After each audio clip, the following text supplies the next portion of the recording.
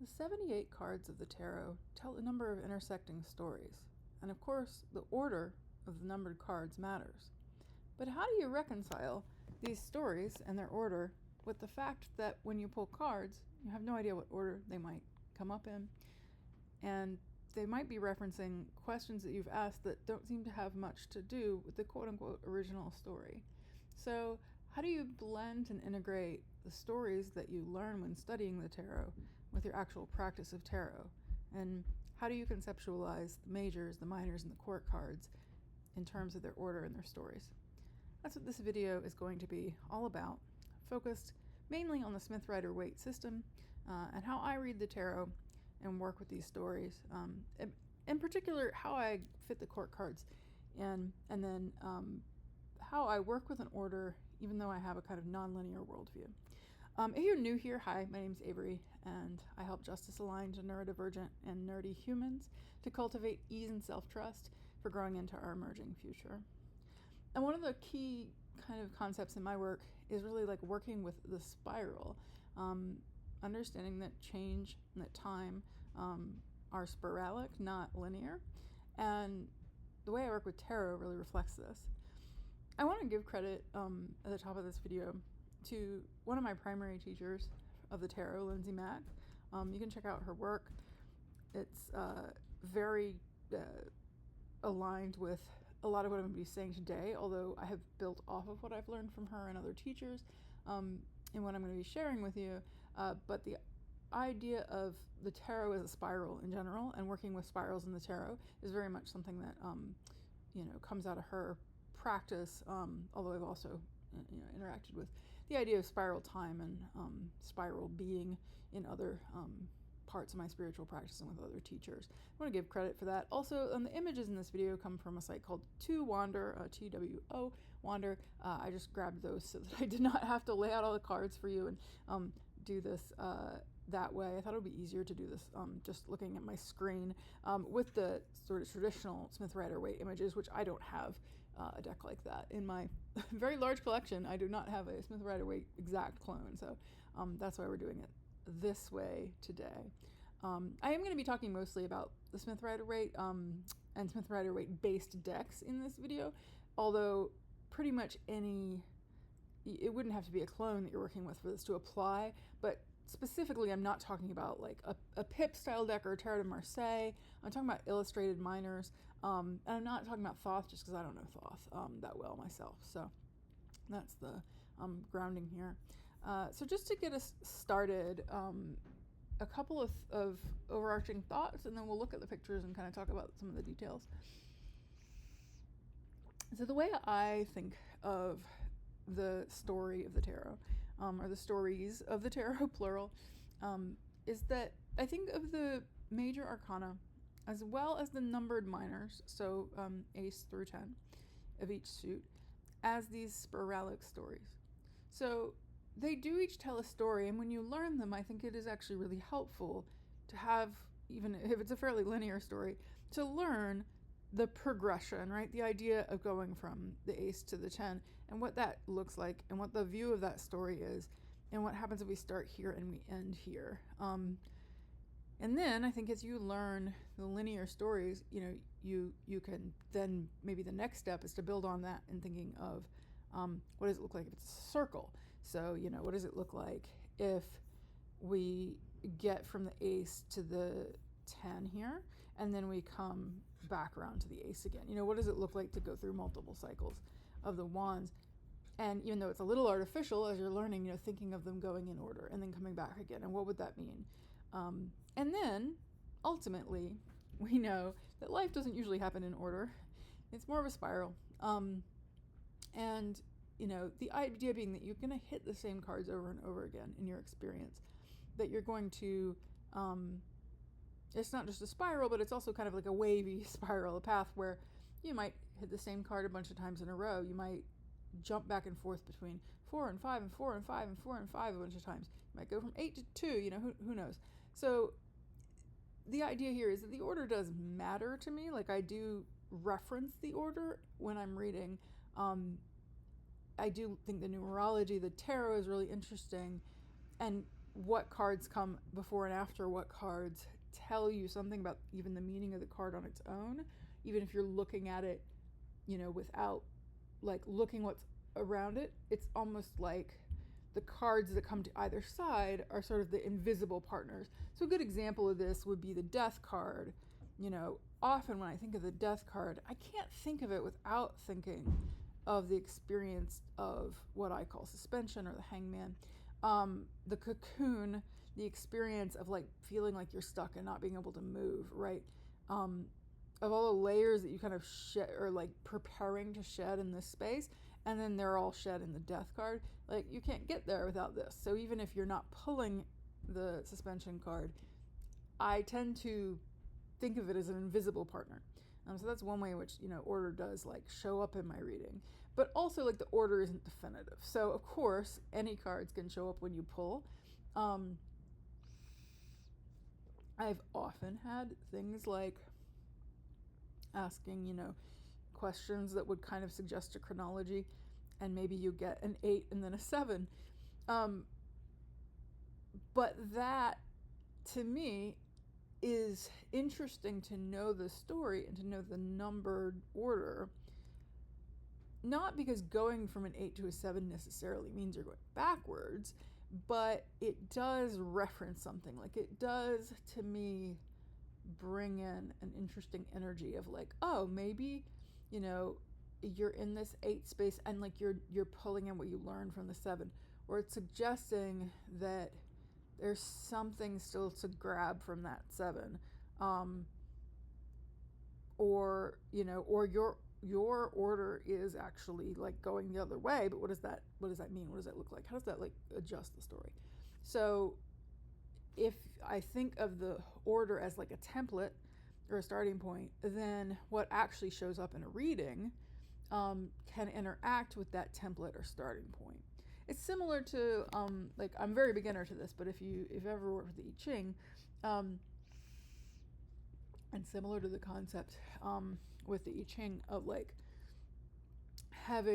there's a lot in that system where it kind of interacts with the I can't think of the word for it right now, but like the base order, the like the way when you transform a hexagram, it's like you reference a sort of set, or not order in this case, but the way yin and yang are kind of like templated out versus what actually comes when you read. Sorry, my brain just immediately dropped all the correct words for the I Ching, but hopefully you know what I'm talking about if you know I Ching. It's a similar thing in the tarot. I think of like having that quote unquote original order, having the number of the cards is something you can reference. So that's the way I think of the numbered minors and the majors in general. And then with the majors, it's this kind of hero's journey, it's this big story, it's this epic arc. With the minors, it's a specific story of that suit and the energy of that suit. And then the ace and the fool are kind of unique because I see these cards as part of the story and at the same time the whole of the suit. In the case of the aces, with the fool, it's more like the fool is the hero going on the journey. It's the fool's journey. It's more of the narrator, if you will. But also, I think the fool like has some kind of like an integration of the whole major. So there's this integration thing, or this kind of like the whole of the thing, holistic feeling, or source in those cards that is also important. And then finally, the court cards, to me, and this is important, to me the court cards aren't linear. So I know that generally, it goes page, knight, queen, king in most decks. Sometimes the king and the queen are flipped intentionally as a kind of fuck you to the patriarchy, which I love. A lot of times these cards are renamed, but they're still in that order. To me, the court cards are not hierarchical and they're not linear because they're an integration energy. Like the court cards, the way I read them, are they're a set, right? They're a family, but like there's no need to order the family. And it's a nice thing about, I think, decks that don't use that language, like royal, sort of like hierarchical, naturally hierarchical language, is like moving away from that viewpoint, that like perspective of kind of European court worldview, can be helpful here, because it's like saying no to patriarchy, it's saying no to ageism, it's saying no to all these things, and basically saying it's not about the order of them, it's about the courts each are a different inflection of the energy of the whole suit and working with the whole suit. And I think I'm not going to go into my whole theory of the courts in this video and like how I think of each of those, like specifically what they are about, but I might give you a couple of examples. But the important thing here is that I don't read the courts as being like it goes 10 and then page king, like in order like that. I think of it as they are separate energies that are pulling in the entire story of the minors, and also I think pulling in the energy, which to me is different from just like the story of them. Like this is the story of the wands. I think the energy of wands, or the energy of fire, is an energy totally like not even the viewpoint of this story. Like you could look at the wands much more broadly, and all the things that wands represent. And I think the courts work with that as well as with the story. So, like I said, I might do another video in the future of my like specific perspective on the courts. But for now, let's just like take a look at some of the ways that we can work with order in the story and the numbers. I'm not going to be going through the like full story here. I'm going to be more talking about just like how the order might show up and come up. Actually, let's start down here with the minors. So I just pulled up one suit. This is the wands as an example, because this isn't really about each suit, but just to point this out. So, in the wands, we have this story starting with the ace. Again, the ace is, to me, the start of the story, although it is also this integrated energy. So when I pull the ace in a reading, which I've been pulling ace of wands a lot, actually, sometimes it might be like that spark, that like initial, here's a wand, what are you going to do with it? But it also, to me, I think references just wands are showing up, like wands are present. Creativity, passion, fire, like all the things that might go with the wands, a journey, energy, all of those like things are present to me in the ace, as well as the ace being like a starting point for all those things, or like a new spark of energy, or a new spark of passion or creativity. So it kind of depends on how it shows up, what the question was, where it shows up in a spread, etc. But then, we're clearly moving into a story. So like I'll just briefly narrate how I would describe this story. For the wands, we've got this spark with a starting point. Now we're kind of looking at like which way could it go? What's the first step? The two to me is like the first tangible step. We're, are we going this direction? Are we going this direction? Or maybe these are not two separate directions, but they're just, putting together what happens when we don't just have one wand, but we have two. Okay, now we're starting to like go somewhere. Now we're going into three. We're really starting to move. We're starting to journey. We're starting to explore. We're starting to apply ourselves in some way. We get into the four. The three is kind of a first, I don't want to say result, but like the three is definitely a point in each suit, of like a little mini, I'll call it a milestone, right? We've reached a milestone and we get to the four, and in the case of the wands, we do some celebration. We have some joy, we have some celebration, we have some partying. Take the fiery energy and apply it to some fun. Then we move into the five, and we start to have some of the more conflict side of fire. We're starting to have some sort of creative challenges, some difficulties, so everything's going to go to shit. But then we get past that, and we're able to acknowledge where we've been. We're able to acknowledge that we've made it this far. We're able to celebrate ourselves a little bit. And then we get to the seven, and we know maybe we're a little bit more entrenched. Now we're really like seeing ourselves as a hot shot, and we've got to defend our position. And like, question of, is that position worth defending? Why are we defensive? What's going on? Can come up here. once we've gone through this energy, this lesson around defensiveness and around like holding our position, then maybe we start to release a little bit and we start to really move, and things are moving, and we have a aligned flow, and we have a lot of different pieces that are moving along. We're no longer in this fighting energy. Now we're all sort of moving together. And eventually we get to the point where we start to get kind of tired and we're still moving, we're still doing our thing, but like there's this sense of burden, there's this determination, but there's a cost. And eventually we get to the point where it is just too many fucking wands. We gotta do something with those wands. We gotta delegate. We gotta let go of some of them. We gotta figure out. We gotta, and again, this is where it could be a circle, right? We get to the point where we say, okay, too many wands. Gotta clear the slate because we need to be able to let a new spark come through. So that's like just a quick, one way of looking at this story. Now, I wanted to quickly tell this story so that I can come to the courts as an example. But before I do, so let's say that you pull some of these in a reading. They might interact obviously with other cards and other suits, the majors, etc. They might interact with cards of the same number. So for example, I recently pulled Ace of Wands and Ace of Cups reversed together. And so I started thinking about, what does that mean? Like, what does it mean that this is upright and this is reversed? What does it mean that these are two integrations of suit energies, but one of them is reversed, right? So that was a really interesting inquiry.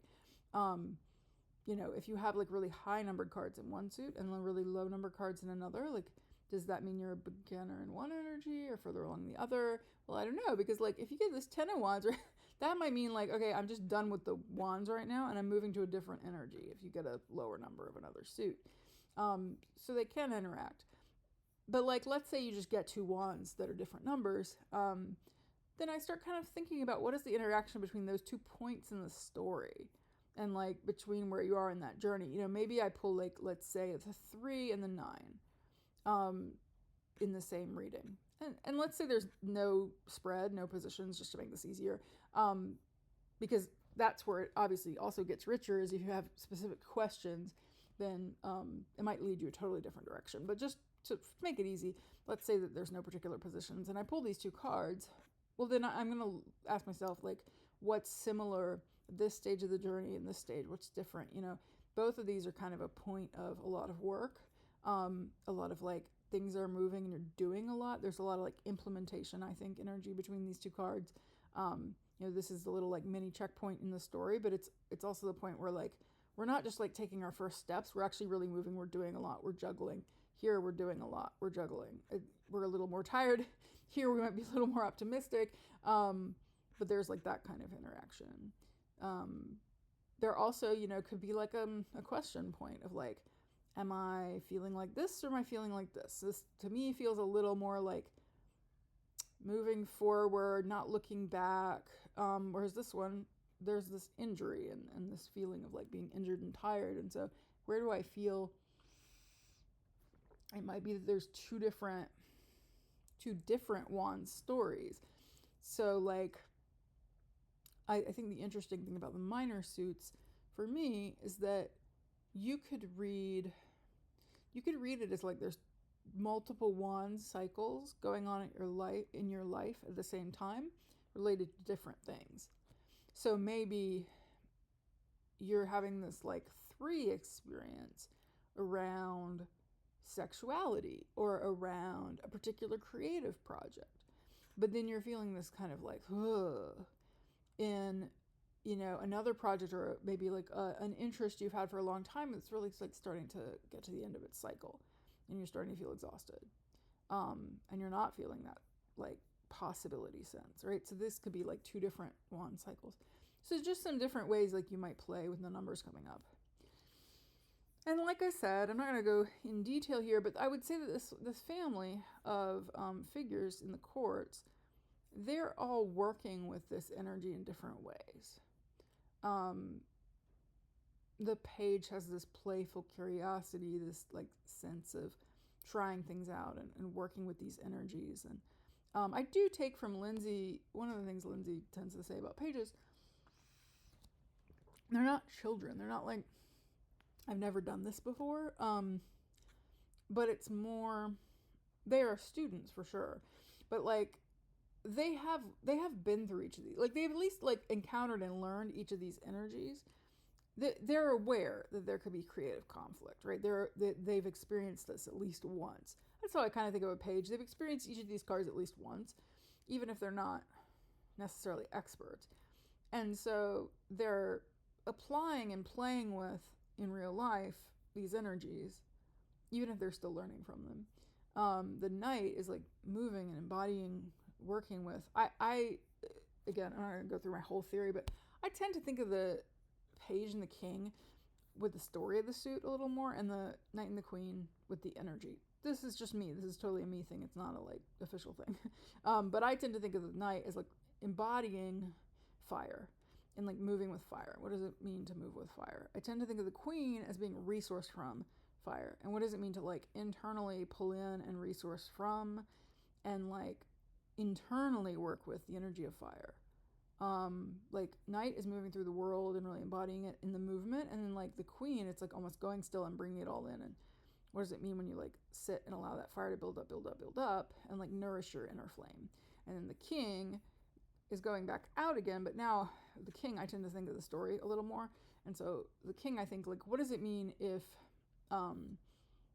like you have worked a lot with all of these energies and you're really like, coming to a sense of, I don't like the word mastery for a number of reasons, but coming to a sense of like experience with all of these energies and with this story in such a way that you're like really adept with it and can share and can work with it and can teach, but you're still like a humble teacher. You're still learning from it, and you still acknowledge that there are things to learn, but you're like sharing from this point, and you're aware and like able to say, sometimes you might be in this like 5 place or the 7 place, and like being able to see that, and what does that mean, and like what can you still learn from. But the King is very much like an external sharing. So as much as possible, I try not to apply hierarchy. I mean, I do think between the way I think of the Page and the King, there's a little bit of hierarchy, obviously, with like student and teacher. But I think that the King can learn from the Page. And that's the thing about like the humble teacher, is that the King might be a little more entrenched in the energy of working with this story and might actually be able to learn from. This is like when you know the tarot really well and there's an interpretation that you've never seen before, and you might have a knee-jerk response of being like, that's not what that means. But like, what does it mean to be curious about? What would it look like if that card did mean that, right? You get a new deck and like there's a totally weird picture and you're like, I do not get it. And you go to the guidebook and you're like, wow, I never thought of the card that way, right? That to me is like the King learning from the Page. So anyway, that's the minors. And then there's a number of different ways of working with the majors. I'm going to quickly go through just some of the techniques for working with the order of the majors and the numbering of the majors. But of course, there's a lot here, and I could totally do a separate video on this. So just quickly, so again, this is still a story. You could still go through the Fool's journey, starting from the Magician all the way through the World. And I'm not going to go through it right now, but you can do that. And so I will certainly, if I pull cards and they happen to be cards that are pretty close, for example, in number, I might think of that order. Like if I pull, let's say, I mean, I already mentioned, right, this pairing of suspension and death. Or let's say I pull the Tower and the Devil. Then I might think, okay, I'm really being like asked to think about how the Devil can lead to the Tower, how the Tower can be a culmination of Devil energy, but also like what is the liberation possible in the Devil? How does that help me to better be able to handle the energy of the Tower, knowing that there's that like liberation is present? So that might be a way that I would work with the energy, between these two, and thinking about how Devil leads to the Tower, but that's not necessarily a bad thing. But then there's also these like other patterns with the majors. So it's not just about the order, but it's also about some other interactions. So I've put these pictures like this so that you can see there's the horizontal lines. 1, 2, 3, each represent their own kind of mini story within the big story. Line 1, by the way, if you can hear me drinking water, I apologize for the weird sucking sound. I've got to drink from my water bottle because I have some various lung issues and I get really out of breath when doing videos, so apologies. No, I'm not apologizing. Actually, no, I'm just how I take up space in the world. Disability is not a thing to apologize for, but I'm just informing you of what that sound is. So yeah, we've got the first story is really about kind of identity formation, ego, figuring out who you are in the world. You get to the Chariot, and so anytime like one of these cards at the end comes up or one of these cards at the beginning, that's often a big like thing for me. Is I'll think about this as a pivot point, and I'll think about this as a start, and this is a pivot point, this is a start. So if like multiple of these cards, especially Chariot, Strength, Temperance, and Devil, those four, if I see more than one of them in a reading, often I'll just notice that and think about those pivot points. Because you get to the Chariot, and like this is a point where you say, okay, what tools or vehicles or chariots have carried me through this identity formation? What have I built up to carry me forward? And is that a direction I'm continuing to go in? A lot of the chariots that get you to here are like, they're not bad, but they're like building up your ego and your identity, which is really necessary and important to differentiate yourself and move through the world. But from the point of view of the tarot, this journey doesn't end there. And so if you always stay with your chariots, you probably won't keep going past that point.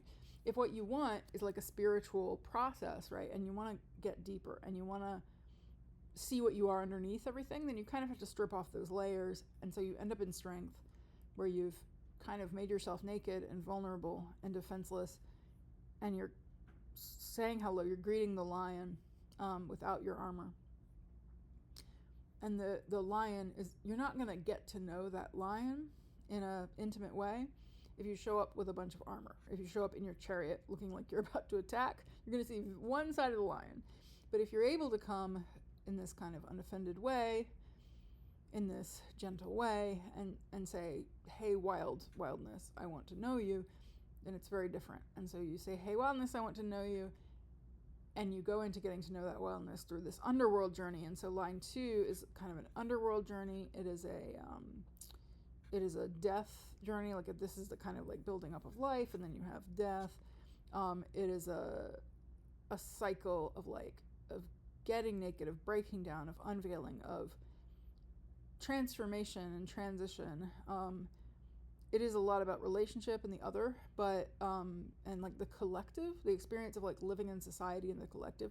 You build yourself up, you create yourself, and then it's like, okay, great, well now you have to confront the world.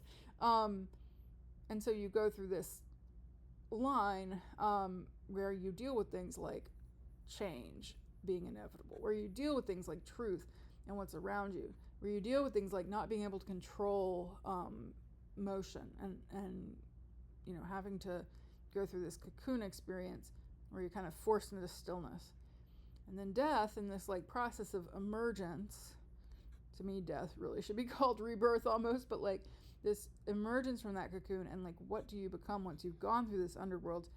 And then the kind of ending point, or the lesson, or whatever you want to call it, the pivot point of line 2, is that you get to a point of trust in something that's beyond the senses, beyond the identity. And like in this line, you're really in the physical senses and the identity and the ego. Now you go, oop, there's more out there. I had to go through really breaking down the self and releasing parts of the self to make it here, to make it to the point where I can trust that I can co-create with spirit,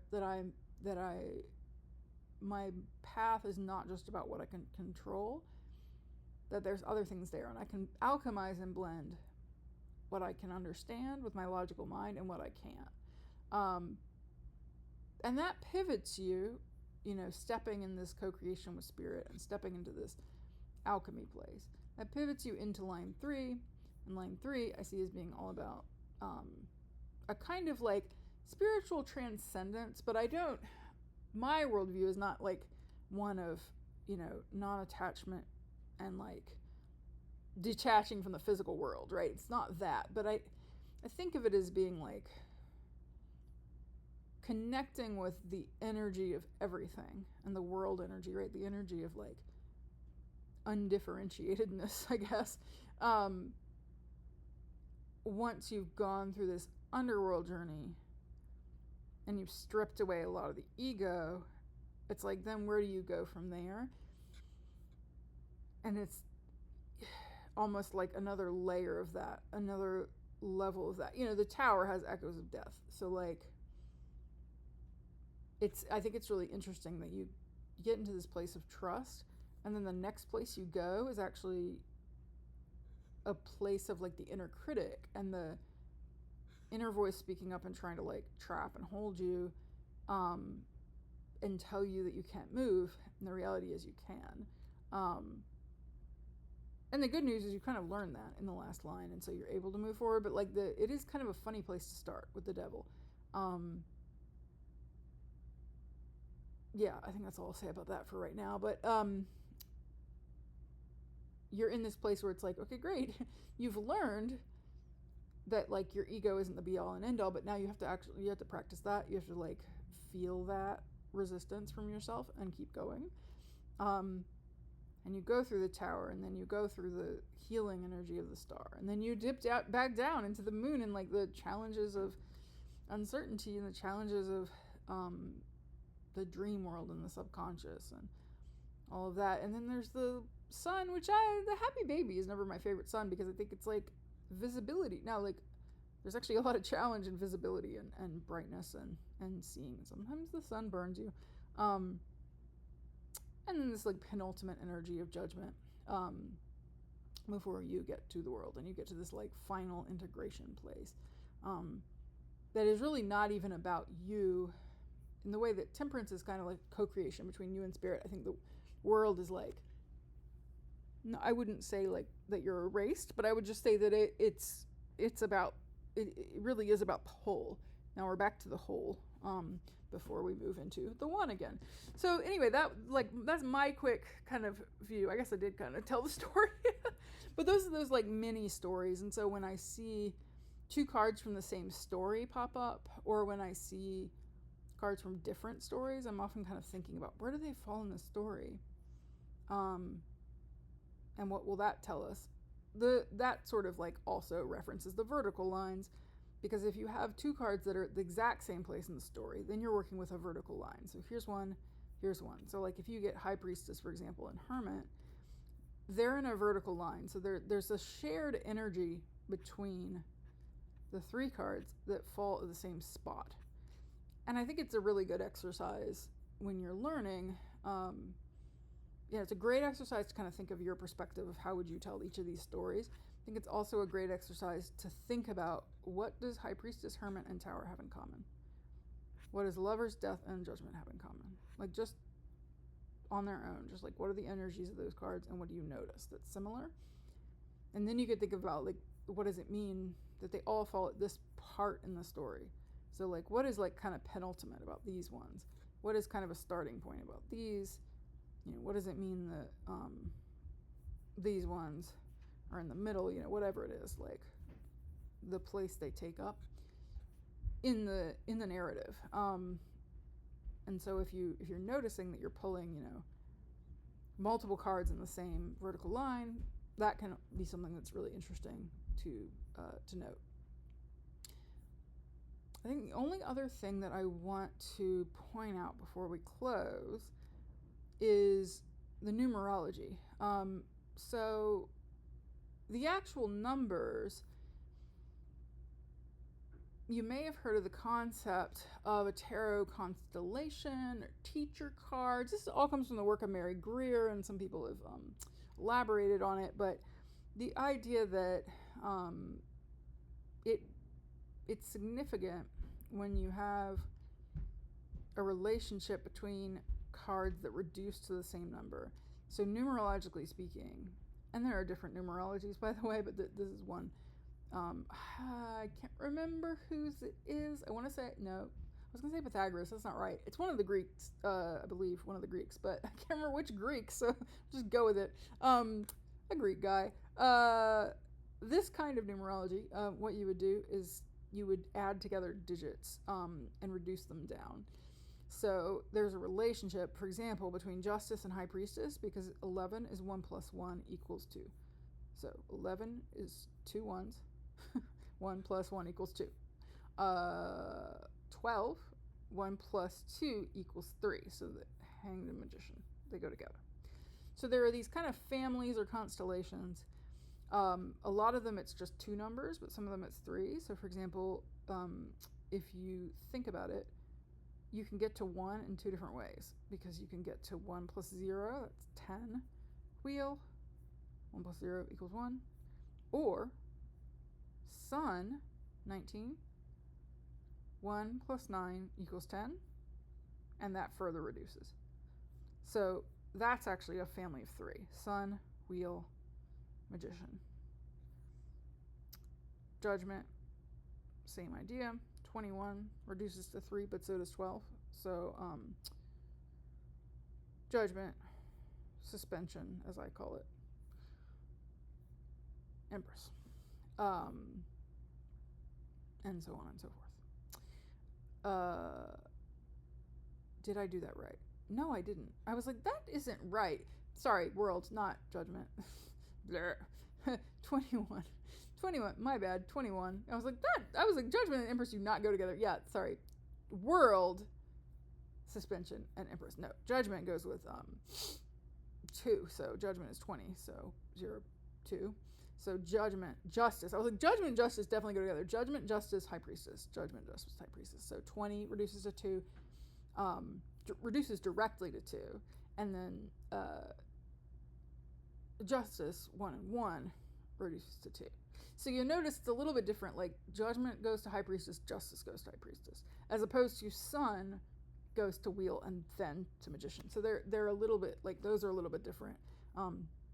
World and judgment both reduce all the way down. Sun is a little bit different. But yeah. And then the rest of them are just going to be, I think the rest of them are all just pairs. Yeah. So like moon, for example, reduces down to hermit. 1 plus 8 equals 9. So what you can do is you can look at these relationships, and when it's just 2, it's basically the lower number, and then the higher number is the teacher card. So I always like to ask myself, what can the moon teach the hermit? So for example, I do a little practice with a lot of my clients when we start a session, where we both pull a card just to see where we are and kind of like just have a little interaction between our energies to start the session. And I did this recently with a client, and I believe I pulled the hermit and the client pulled the moon. And I was like, oh, that's kind of cool. Like, we can think about how the moon is a teacher to the hermit, and what does the hermit learn by being in moon energy? Or what does, you could do this with any of the cards. So what does strength, or you could say what does the lion, or what does the figure in the card, like what does one of these two, or both of them, what do they learn? And yeah, I mean, like strength, it's less of like a person, but you can still do it by being in the energy of the star. So like in this healing space, right? Like, what is the lesson, or how is the lesson of the star incorporated into strength? How does this idea of healing like come up in this softening and this openness and this vulnerability? There's a lot of emotional healing, a lot of like parts integration and reclaiming parts of yourself in strength that I think like resonates with star. And so on and so forth. What does the chariot, or maybe even the person in the chariot, learn from the tower? Or what do you learn about the chariot? But this one I think about, what do you learn about your tools, your vehicles, your chariots from the tower? So this is like a good, like, just go through each of them, a good like fun exercise, deepening to do. What does this card learn from this card? And then if it's 3, you can still do it, but there's different ways you could do it. But I would tend to ask, like, what does the magician learn from Wheel of Fortune? And then I would also do, what does the magician learn from the sun? Or what does the magician learn from the integration of these two? Wheel of Fortune, it's really hard for me to like personify it in that way and say, what does Wheel learn from sun? But like, you could say when you're what does the sun teach us about change is how I would do it. Like, what does the sun teach us about wheel? Teach anyone about wheel, or teach the magician about wheel. And similarly, you know, what does